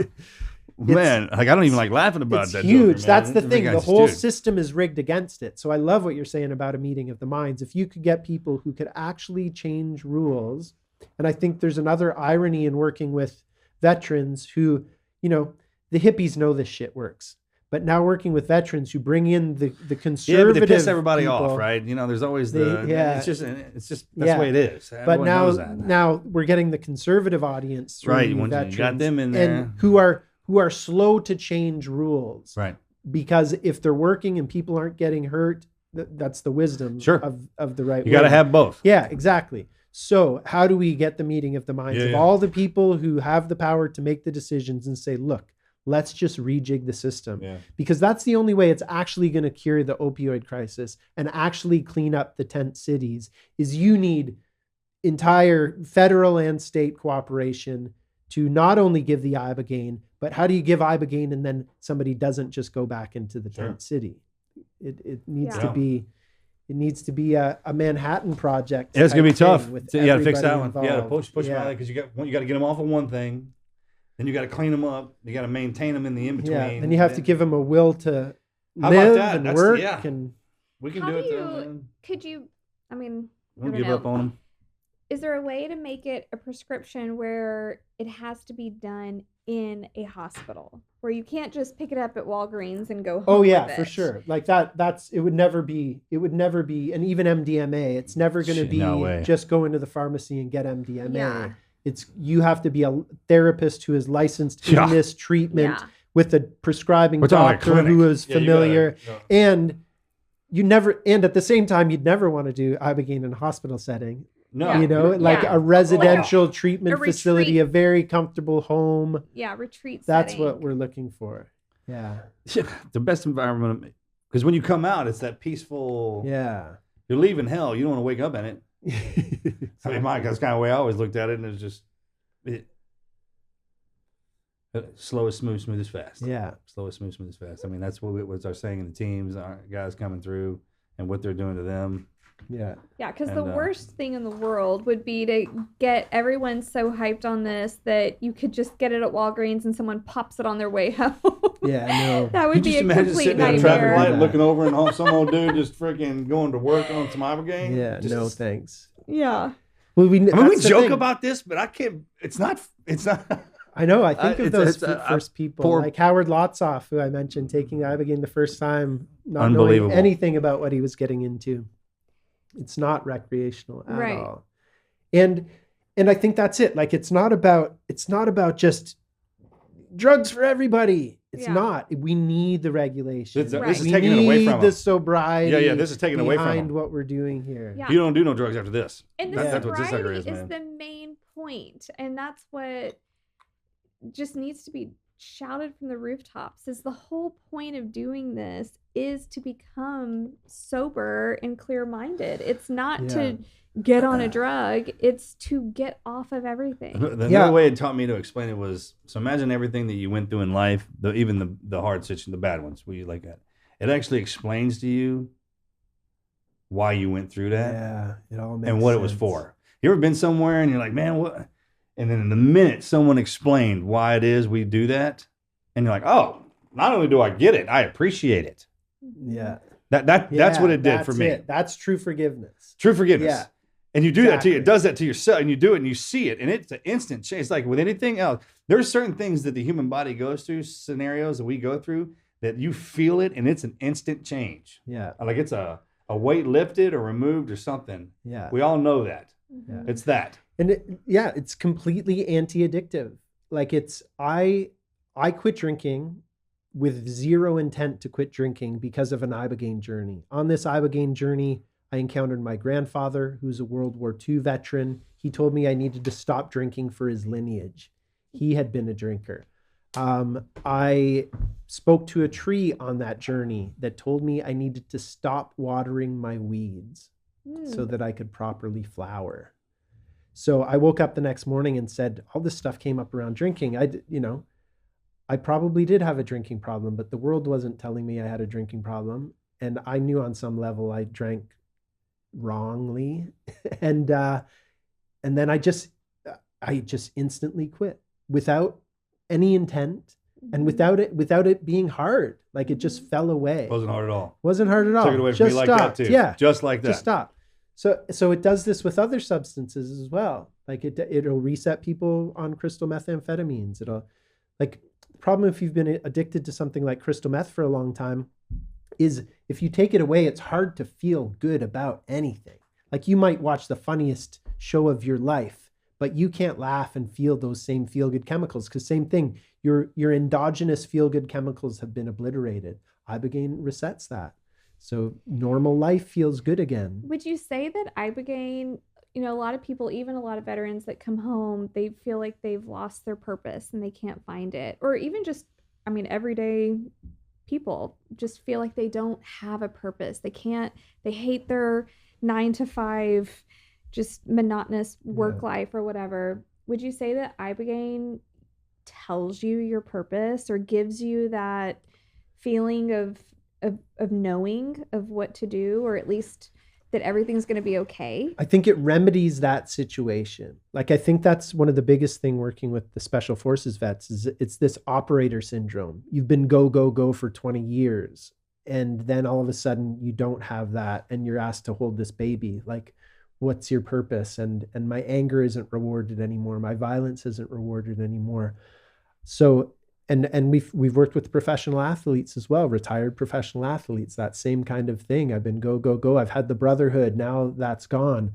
Ibogaine seems to remedy that. And the people may get direct messages as to what the purpose is, but I think it's more that what I mentioned before, just that cleaning of the glass from the inside out. It's just something that it does that enables you to say, actually, life is awesome. Yeah. My purpose is everywhere.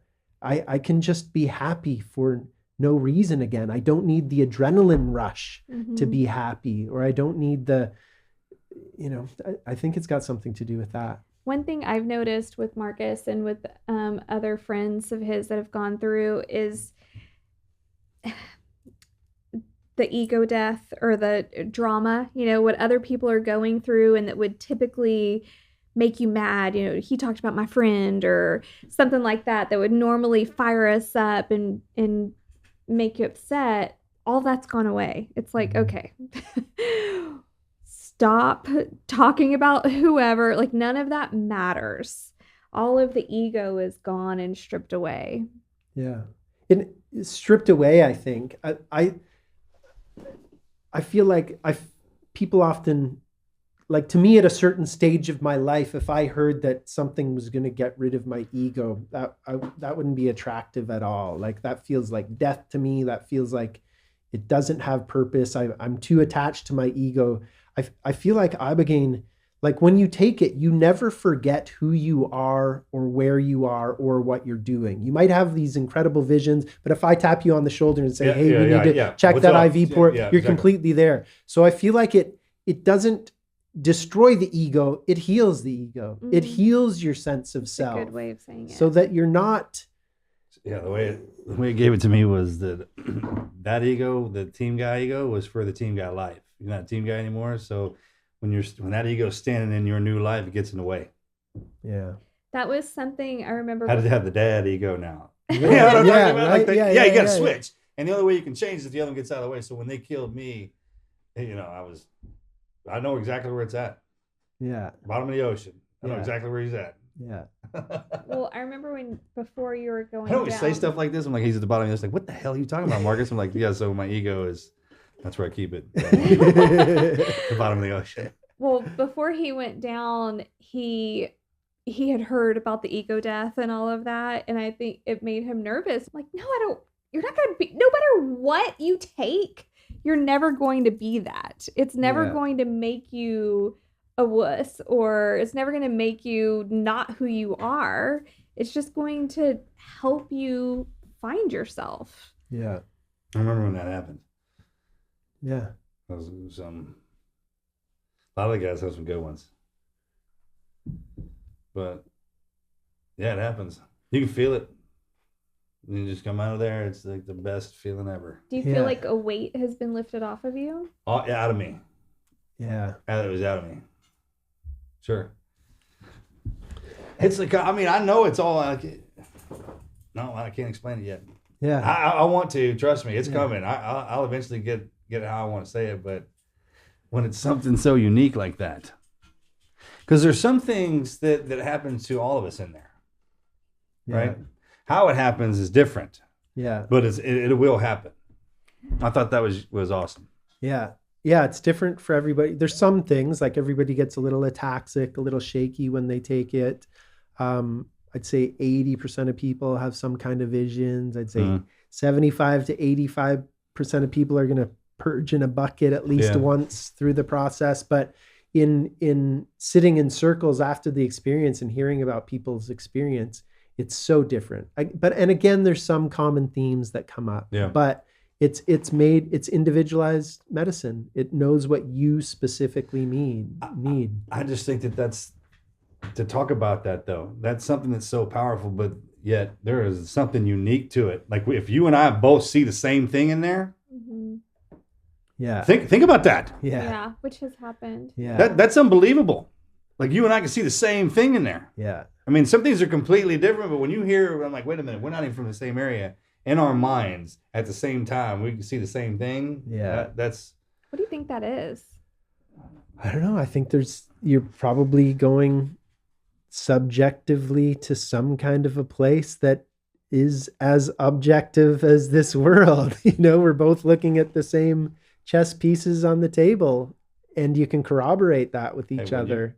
When you come back and talk, when you can talk like that and you see it, gives you a different perspective on life. And I think that's the general is when you slow down and you start to appreciate everybody, start to value life the way it, we want it to be and the way it really is. We can't get it there.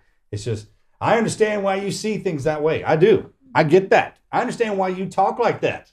Mm-hmm. But now I see it. Now this is what it showed me. And then when you show them that, you're like, hey, just let me explain it to you like this. All right. Yeah. I'm not going to make you do anything. I'm not going to make you change your ways. I'm just going to explain to you how I see it now, what it showed me. Yeah. And then when I do that, and people, you can see it. When you say something to somebody, and like, whoa, where's that been? And like, I don't know. Yeah. I had some kind of amnesia. I couldn't get past all of it. I had to get in there and kick my brain back in the line or something. It brings out the best in people. How about that? I think it brings out we treat people from all different kinds of religious backgrounds and spiritual backgrounds, but it's mostly Christians. Mm-hmm. And I think it turns people more into the kind of guy Jesus probably was. Yes. To me, Jesus was the biggest badass to ever walk the earth, but he didn't do it by being an angry person. He did it by calmly saying, I know my truth. My Father and I are one. We are all one. Even if you're going to string me up on this cross, I'm going to love you anyway. Mm-hmm. And I feel like it makes people more in line with the truth of what that man stood for. 100%. Oh, magnitude of it. Yeah. Yeah. It lets you appreciate with magnitude what he went through. Yeah. Because that really happened. Yeah. Yeah. That really That happened. really happened. So can you imagine having to go through that? Yeah. Just that alone. Then when people talk to me like, hey, look, I've been through a lot. And having to pony up for that whole thing in itself, just to be a good man. Yeah. I mean, you can take this to some deep levels. And that's exactly what it showed me. Yeah. That's why I walk like this now. Well, Yeah. and I think it's tough down here, especially if you're trying to be a real good one. Yeah. I think for Marcus, one of the best things that Ibogaine did was he created this routine when he came home and does not break it. I mean, every Sunday, no matter where we are in the world, we go to church. He volunteers at the local food pantry in town. Like, it does this to me. But it's like that's what Ibogaine did to him. It created this pattern and routine instead of drinking or anything else. Instead of something that would take him down a bad path, it took him down a path that brings him to light. You want to talk about funny? Like, I'll get up in the morning, start drinking coffee at 10 o'clock. I can't touch it. It makes me. I got to pour it out. I'm watching my watch. I can't touch it. Yeah. Wow. And it literally is like, you can have this now, and this is a reason why we don't do this afterwards. Mm-hmm. He's like, you will not eat after 7 o'clock. If you do, I will purge you. Wow. And it does that to me. Well, what about like you weren't? How about that? You grew up Catholic. I did. You did not. I didn't grow up with anything. You turned Catholic after taking Ibogaine. It took me straight to the church. Yeah. The minute I got back, he's like, these are your rules. And But if you don't mind, it told you to learn Latin, dude. I have to learn Latin. Yeah, can you believe that? And you've learned And I've Latin. learned it. Yeah, I've learned Latin. And it makes it easy for me because it's almost like I was supposed to read it. Mm-hmm. And then it when I get done with one thing, it'll test me on something. Doesn't this sound bizarre? I know. This sounds so That's bizarre. why I wanted to get a bit of it out. But this into is the actually ether happening for to me. I people. can't stop know. this. It's actually happening. I have to do this. And I know that sounds crazy when I say that, but this is what it does to me. It's manifests itself into me. And it makes you me the do best this. possible person How about you that? could be. If you let it. If you let it. And if you want it. If you want it to, It's not going to make you go against your will either. Yeah. We were talking about earlier, somebody drank on the way in and then drank on the way out, and we're not really committed to the process. I'm a at good all. soldier. For that kind of, yeah. It's the best way, is what it tells me. It's Yeah. like, man, when I got told to do something, I would do it, and I would do it to the best of my ability, even if I would screw it up. And I do.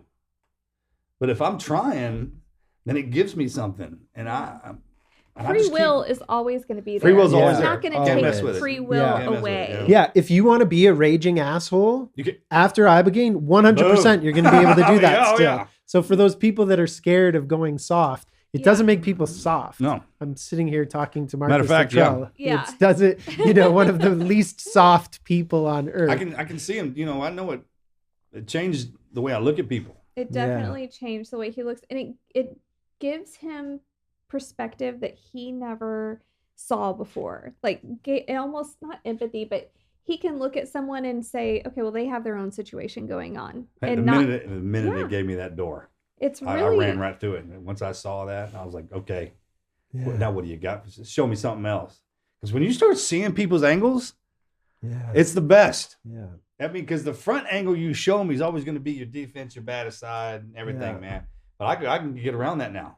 Yeah. What's interesting is post Ibogaine, he has had more flight cancellations and travel hiccups than he's ever had before. And I'm like, this has to be at some sort of test. I don't know what is going on. But it's not like everybody would believe either. It's different. And it's always coming home. It's never when he's on his way to work or anything like that. It's coming home. Flights get canceled or room wasn't booked or, there's something that goes wrong. And I'm like, in my mind, I'm getting ready for a rage. But he handles it with grace. And let's be honest, because I've worked with people and their anger goes away. And then they call me 3 months later, said, oh, I got angry again today. I'm like, well, I've done Ibogaine 8 times. I get angry, man. Life happens That's still. a test. Yeah. So as you go, progress, it teaches you in levels, like in martial arts, like belt levels.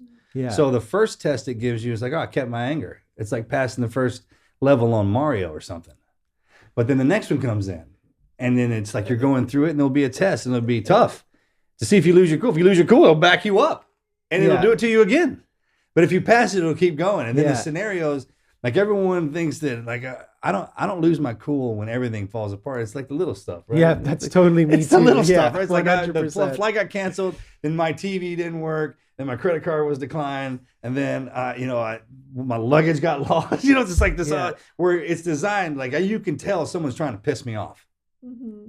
And when I start to see that, I'm okay, all right, and then if you're being tested, see, it becomes a joke, it becomes a game. Yeah. And once I started to see that, I would back up. I was like, okay, life test. Yeah. And then the next test is, all right, I did get angry. Can I not kick my own ass? Yeah, for right. it? Yeah, You exactly. know? 'Cause Can I just forgive myself for being a human being? I say that too. At the Yeah. end of it, I was like, you know what? I kept my cool, but I got a little upset. Yeah. I still kind of want to do that. And it's just, it's with pressure. It's like learning your tolerance, your balance. We talked about it. Yeah. Your balance. So the only way to truly balance you out is to put you in those scenarios. Yeah. That's it. And it does that. Yeah. It does it to me. Yeah. We haven't even talked about 5-MeO DMT, but my first time working with that substance personally,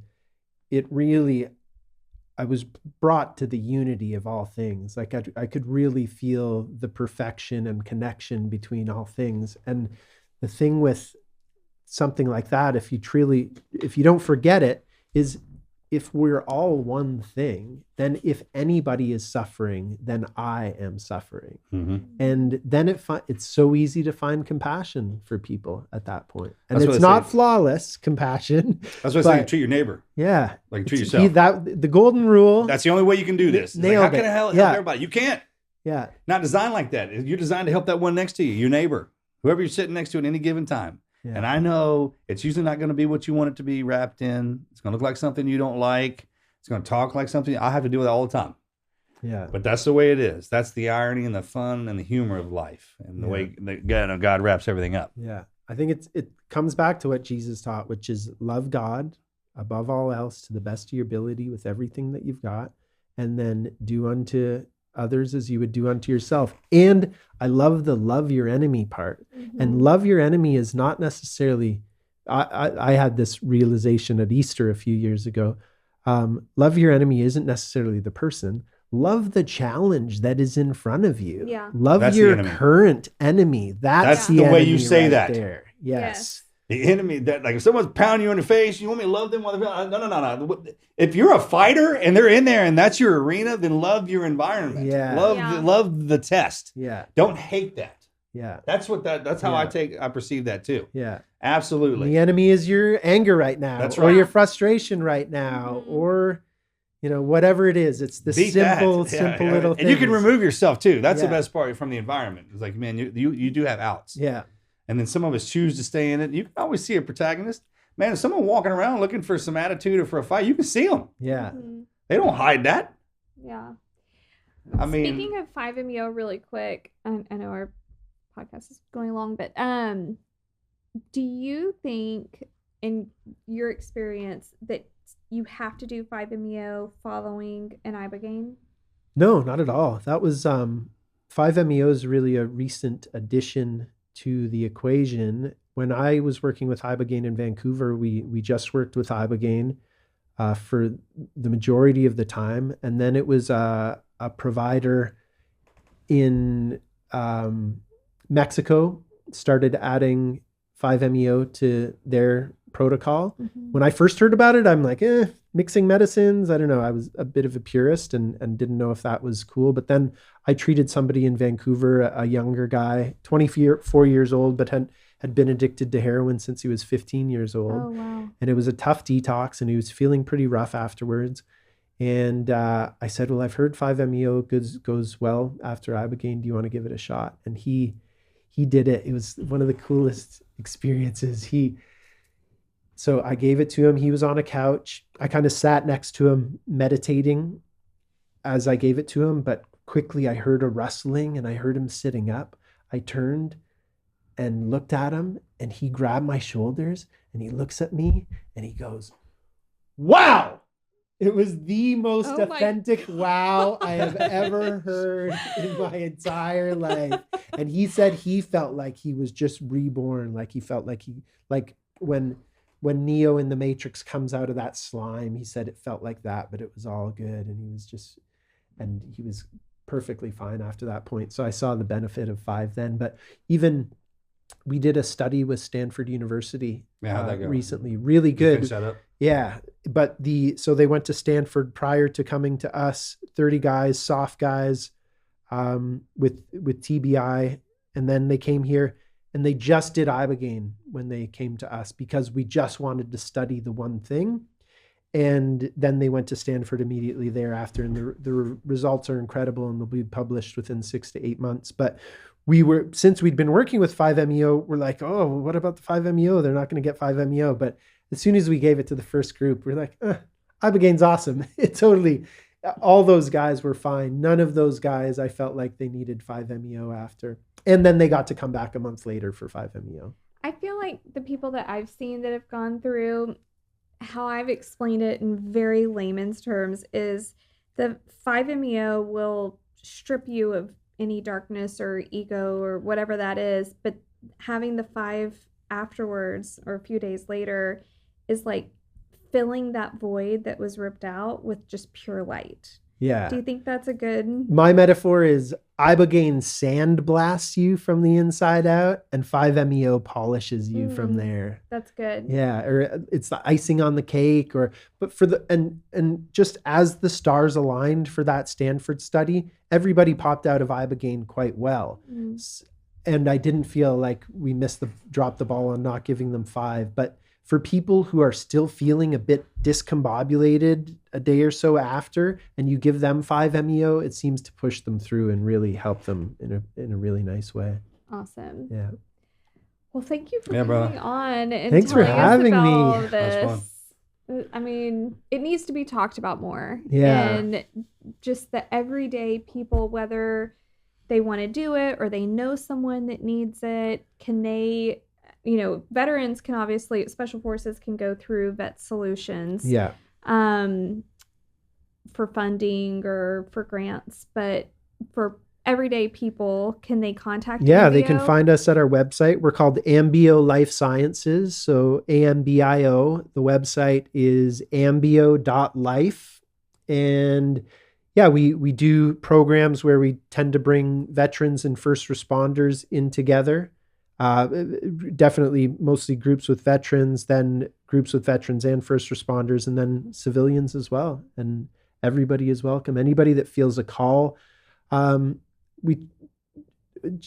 think somehow, because of the way the cookie has crumbled, we don't attract a lot of psychedelic tourists. It's not people who are just looking for the next thing. Yeah, no, we don't want those kind of people, but people who are seeking true healing. If they come wandering in there, that's the last time they'll do that. Yeah. It really is an inner healing. And whether someone listening needs it, or of somebody, your son or daughter or mom, whoever it is, we all have someone in our life that we're like, ooh, she needs that, or he needs that. Every family has at least one person they know that needs it. But it's so hard to get information about it. Yeah. So having your website handy. You mentioned Vet Solutions. So vetsolutions.org is 501c3. Amber and Marcus Capone started this nonprofit and have raised money to send so many guys through for treatments like this. People. They are incredible human beings, just the most miraculous human beings I've ever met. What about that dude? He's so good. And Amber, how about her? The pair of Marcuses in my life. Right, yeah, right. You got both of us. Incredible, We're both here. yeah. But people are looking for ways to spend money, donate money in a way that's actually going to have an impact on your country. That is the best charity I can imagine giving to. 100%. I mean, that has changed hundreds of guys. They're more than 500 now. Yeah. Maybe nearing in on 800 or something. Yeah. Amber and Marcus have really not only started this movement, but they've kept it going, and they're just doing a great job. They're bulldozing through. They're forces of nature. They are. Out of all the people I've met since I started in this field, I'm just humbled by Amber and Marcus's presence in my life. Same. Yeah, we love them. Well, and powerful women in our lives, man. Yeah, right? They're something to watch. When they walk in and start doing their thing, it's amazing. Yeah. I owe a lot to Amber. So impressed by that. Oh, man, she's something. Yeah. Well, thanks again, brother. Yeah, great job. Thank you both so much. Yeah, good job, man. That was awesome. Thank you, everybody. And thank you for listening in on another episode of Team Never Quit podcast. Such a great episode with Trevor today. And we will see you guys next week. This is the Team Never Quit podcast. So buckle up, Buttercup.